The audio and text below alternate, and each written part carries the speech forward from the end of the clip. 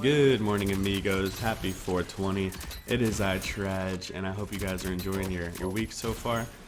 So today's video, I wanted to dive into something that I get requested a lot. You know, when I'm streaming or in my YouTube videos, a lot of people ask about my settings, you know, my controller settings, what controller I have, if I use a control freak, if I have paddles, if I play with vibration, which is a sensitive subject right now.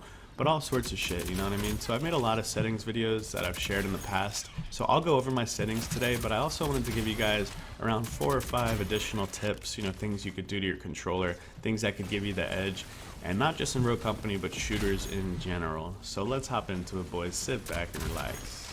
Number one, first things first, and this is something I've been doing on shooters my entire life, is get yourself a control freak for the right stick. So there's plenty of them, they're super cheap, and shit, if you guys want, I'll give away one at the end of my stream today. I have an unopened control freak. Essentially, it's something that you put on your right or left stick. You can raise it, you can make it bigger, you can make it rounder, but there's a whole bunch of things, you know, and once you get used to it, you know, you really can't play without them. So get yourself a control freak. I like to use just one for the right stick.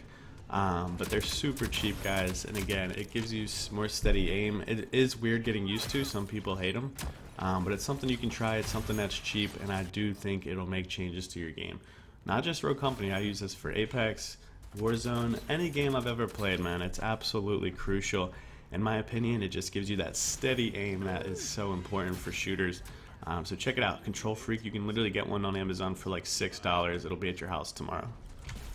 Number two, guys, this is also the most important change I've ever made ever since I started playing video games, especially shooters. So buying a SCUF controller, and I'll give you guys some cheaper alternatives. SCUF is expensive. It's like 200 bucks for a controller, and it can take like 6 weeks to come, especially during COVID. So I'll give you guys some other options. However, the controllers with paddles are a must, you know what I mean, for me at least. Like, the ability to, you know, I have 2 paddles on the back of my controller, right? So one's for jump and one's for roll.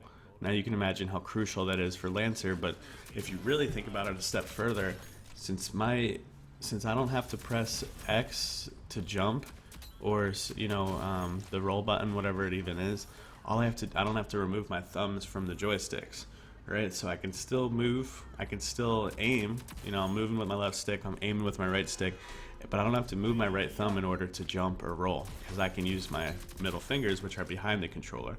So that allows for really precise movement. I first got my SCUF controller when playing Apex, and I will never, actually no, it was even longer than that, one of the Call of Duties, and I'll never go back, you know what I mean? So if you have the money and the time, I would say get a SCUF controller. If you just want something quick, I have a SCUF, but if you want something quick, there's a few on Amazon, kind of like some knockoff SCUF controllers. The best one I can think of, and I hate saying their name because I asked for a sponsorship and they left me on red, but it's AIM controller, so AIM controller, and you'll see them right on Amazon. And to my understanding, you can get that controller by, you know, like Thursday of this week, because they have Amazon Prime and stuff for that. So you can get that controller in like 2 days, and it's cheaper than the SCUFs. I think it's only like $140. So that's an option. There's also some things that you can go buy, just like in addition, that you can add to your default PlayStation controller. You have to look it up, I forget what they're called, but there's things that you can buy that just hook on to your controller, and I know they're only like $40. They probably break, but fairly soon.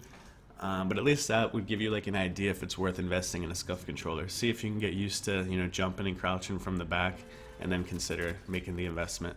But again, guys, having a controller where you don't have to use your thumbs to jump and roll is crucial. It gives you more time and practice to get better at aiming, because your thumbs are only being used for aim.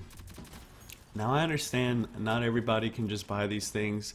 It's the middle of the year, so you're not able to just ask for Christmas, you know, for these things. So I get it.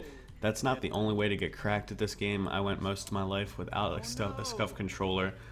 Without a control freak. So some other things you can do, guys, and this is just as important. Even if you have the first 2, it doesn't mean you're going to be great. You still got to put in the time.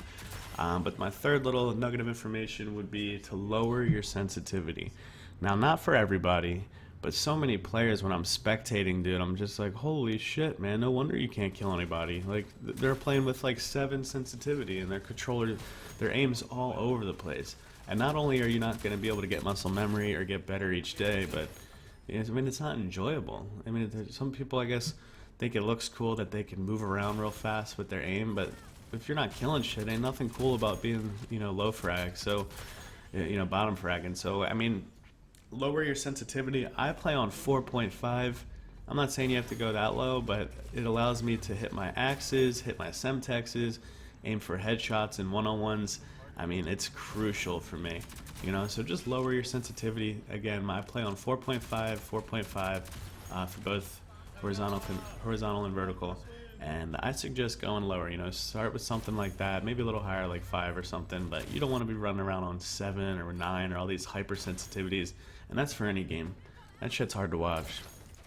So I know I just told you guys to change your sensitivity, so this one might be a little hypocritical to say, but number 4 is do not change your settings every day.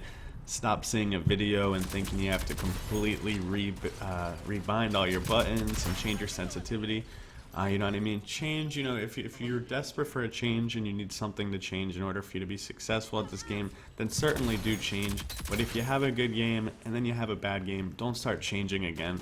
Find some settings from your favorite YouTuber or someone you like to play or you have a similar style as, or find your own settings, be yourself. But what I can tell you not to do is change settings after every single bad game. You know what I mean? Or after a bad day, because then you're restarting your progress. I always talk about muscle memory. Find some settings you like and just put your head down and grind with them. Get very good at these settings. As long as you like them, don't force anything. But those are some 4 tips I can give you guys to improve your gameplay with controller.